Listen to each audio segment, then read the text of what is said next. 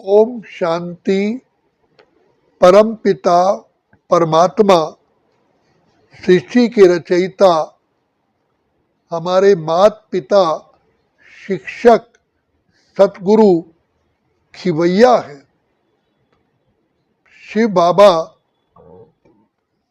विश्व की आत्माओं को, सर्व आत्माओं को श्रेष्ठ बनाने के लिए और भाग्य उनका बनाने के लिए कलयुग के अंत सतयुग की आदि पुरुषोत्तम संगम युग पर इस सृष्टि पर कल्प कल्प आते हैं। परमात्मा एक ही बार आकर के बिगड़े हुए विश्व को श्रेष्ठ और उसका सुधार करते हैं। जैसे मकान पुराना होता है तो मिस्त्री, मजदूर, हेल्पर भेजे जाते हैं, जाके रिपेयर करो।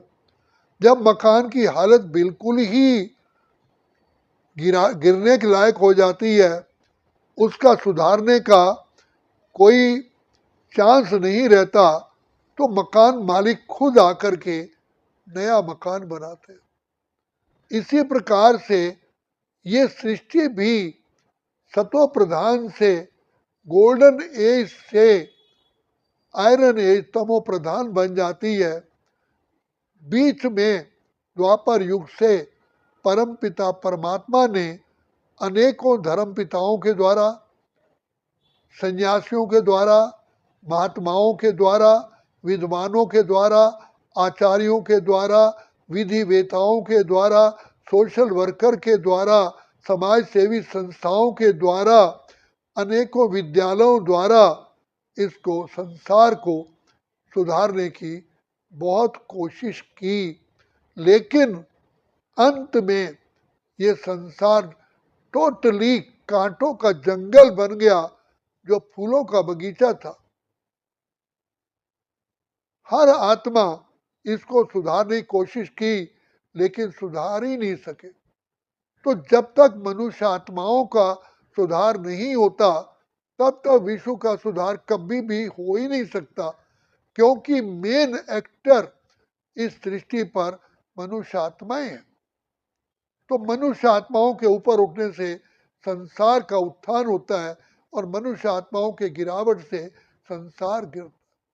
तो पिता परमात्मा ये कार्य करने के लिए स्वयं इस सृष्टि पर आते हैं।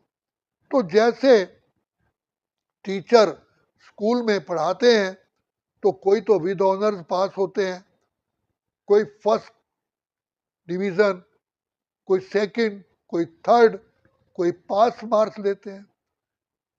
पिता परमात्मा निष्पक्ष होकर के सभी को प्रेम प्यार से आकर के इस संसार में सर्व आत्माओं के को शिक्षा देते हैं। लेकिन जो आत्माएं, जैसे आज आप देखोगे इंडियन एडमिनिस्ट्रेटिव सर्विस होती है, जिसको आईएएस ऑफिसर कहते हैं, तो जो लायक होते हैं वो आईएएस ऑफिसर बनते हैं, वो डिप्लोमेट बनते हैं, एम्बेसडर बनते हैं। और जो नहीं कर पाते हैं तो उनको आईपीएस, आईआरएस और आईएफएस, इंडियन फॉरेन सर्विस में भी उनको जॉब दी जाती है। ये कैटेगरी होती है। और उसके बावजूद अनेकों डिग्रियां। इसी प्रकार परम पिता परमात्मा भी आकर के जो हम बच्चों को शिक्षा देते हैं, जो चंद्रमा समान, जैसे चंद्रमा की 16 कलाएं होती हैं, तो वो जो ऐसी आत्माएं जो सर्वगुण संपन्न, 16 कला संपूर्ण, संपूर्ण निर्विकारी, संपूर्ण अहिंसक, मर्यादा पुरुषोत्तम बनती हैं, वो सूर्यवंशी देवी देवता घराने में जन्म लेती हैं। तो ये सूर्यवंशी घराना कहलाता है। उनकी 8 गद्दियां सतयुग में चलती हैं। उसमें भी फर्स्ट, जैसे Edward the first, Edward the second, Edward the third, इसी प्रकार राजाइयाँ यहाँ चली अंग्रेजों के टाइम पर। ऐसे ही George first, second, third, fourth, fifth, इसी प्रकार से लक्ष्मी नारायण की पहली गद्दी, दूसरी, तीसरी, चौथी, पांचवी, ये सूर्यवंशी घराना कहलाता है। तो जैसे 16 कला से धीरे धीरे 2 कलाएं कम होती हैं, तो ये त्रेता का समय आता है तो उन आत्माओं को चंद्रवंशी घराना कहा जाता है। तो सूर्यवंशी से चंद्रवंशी घराने में आते हैं। सूर्यवंशियों में 8 जन्म लेते हैं, दीर्घायु होती है, हर प्रकार के सुख उपलब्ध होते हैं, फुल पवित्रता का क्राउन होता है। तो जैसे ही त्रेता आया, 14 कला बने, ये चंद्रवंशी घराना कहलाता है। सूर्यवंशियों को सुदर्शन चक्र देते हैं क्योंकि वो सतयुग से लेके कलयुग अंत तक पाठ बजाते हैं। त्रेता वालों को धनुष बाण दिए क्योंकि पिता परमात्मा जब आके ये शिक्षाएं देते हैं तो विनाश होने से पहले पहले जो आत्माएं जितना अपने आप को क्वालिफाई करती हैं उस अनुसार ही उनका इन युगों में जन्म लेते होता है। कोई तो समय से पहले तैयार होते, वो सूर्यवंशी घराने में आते हैं, और जो टाइम पूरा हो जाता है लेकिन अपने आप को क्वालिफाई नहीं कर पाते हैं, 14 कला तक ही बनते हैं, तो वो त्रेता में चंद्रवंशी घराने में आते हैं। और सतयुग त्रेता को ही हेवन, पैराडाइज, बैकुंठ, स्वर्ग, जन्नत कहते हैं। तो जैसे ही सतयुग त्रेता में हमारा जन्म होता है, हम आत्मिक स्मृति में रहते हैं, और जैसे ही 20 जन्म हमने लिए सतयुग त्रेता में, हम देह अभिमान में आए, और देह अभिमान में आते ही विकारों के वशीभूत हुए, और यहाँ पर पूजा पाठ सब शुरू हो गया, और भगवान के नाम पर हम दान पुण्य करते हैं, तीर्थ यात्राएं करते हैं, और तालाब बनवाते हैं, अनेकों साधन अपनाते हैं।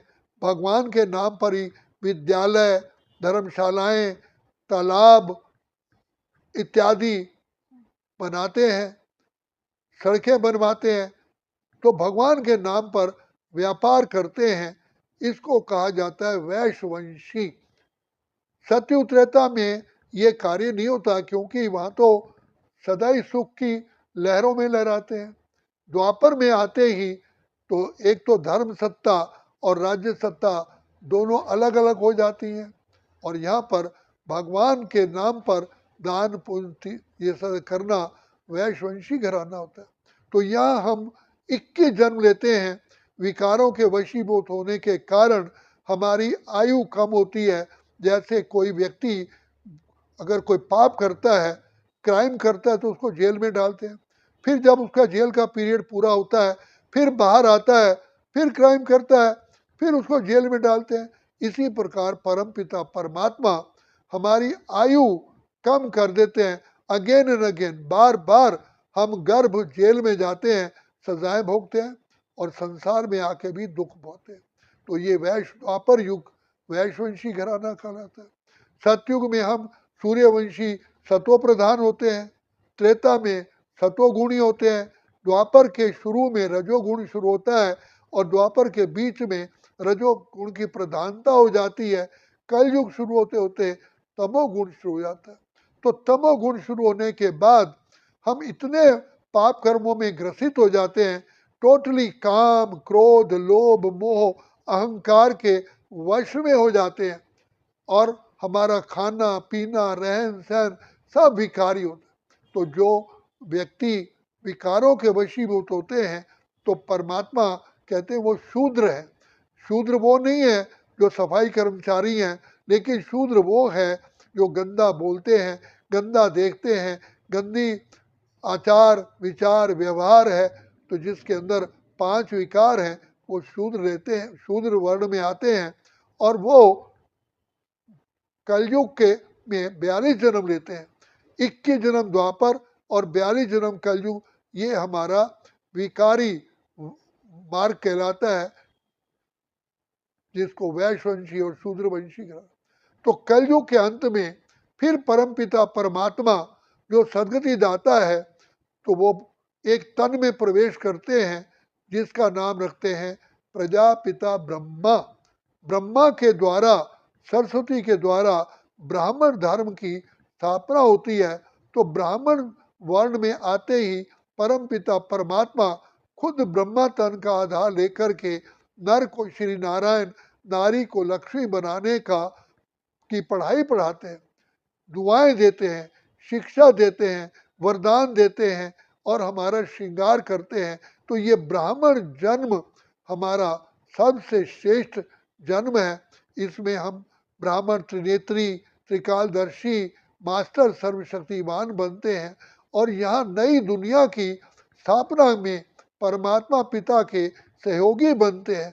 तो यही ब्राह्मण ही ज्ञान और योग की लिफ्ट के द्वारा मुक्ति धाम और सुख धाम में जाते हैं। तो सतयुग में सूर्यवंशी, त्रेता में चंद्रवंशी, द्वापर में वैश्यवंशी, कलयुग में शूद्रवंशी, पुरुषोत्तम संगम युग पर हम ब्राह्मण वंशी बनते हैं। ब्राह्मण ईश्वरी संतान है, परमात्मा की गोद के बच्चे हैं। सतयुग में देवता है, देवताओं की संतान है, वो किसी ज्ञान उन पर नहीं होता है, लेकिन ब्राह्मणों के पास चारों युगों का ज्ञान होता है।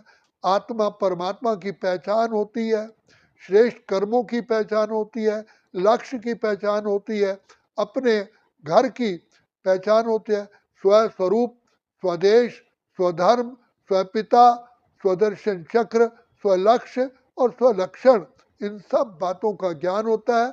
और पिता परमात्मा से, नर से श्री नारायण, नारी से लक्ष्मी बनने की ब्राह्मणों के पास ही कला होती है। तो पिता परमात्मा आकर के नर को श्री नारायण, नारी को लक्ष्मी बना करके सतयुगी देवी देवता धर्म की, देवी देवता घराने की स्थापना करते हैं। इसी प्रकार से ये संसार के अंदर चारों वर्ण गाए जाते हैं, लेकिन इन सब का ज्ञान दाता, ज्ञान का सागर परमपिता परमात्मा शिव है, जो ब्रह्मा जी के द्वारा नई दुनिया की स्थापना, शंकर देवता के द्वारा पुराने सृष्टि का महाविनाश और विष्णु जो लक्ष्मी नारायण है उनके द्वारा सतयुग दैवी दुनिया की पालना कराते हैं।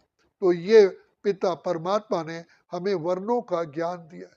अच्छा, ओम शांति, ओम शांति, ओम शांति।